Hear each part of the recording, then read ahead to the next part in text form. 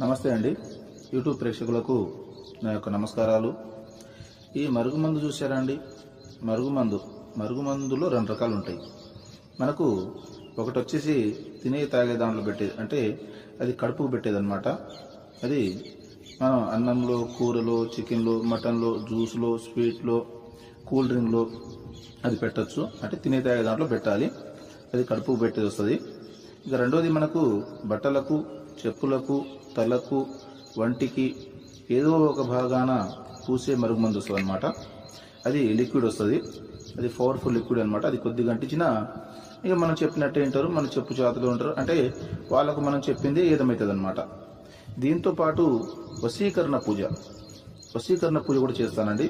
చాలా సంవత్సరాల నుంచి చెడిపోయిన భార్యాభర్తలు కానీ, ప్రేమికులు కానీ, పిల్లలు కానీ, ఎవరైనా కానీ చాలా సంవత్సరాల నుంచి చెడిపోయిన వాళ్ళని పీర్ల ద్వారా, వాళ్ళ ఫోటోల ద్వారా నేను వశీకరణ పూజ చేస్తాను. వశీకరణ పూజ చేసి వాళ్ళని దగ్గర చేస్తాను. నాకు చాలామంది చెప్పారు, గురుగారు వాళ్ళ కాడ వీళ్ళ కాడ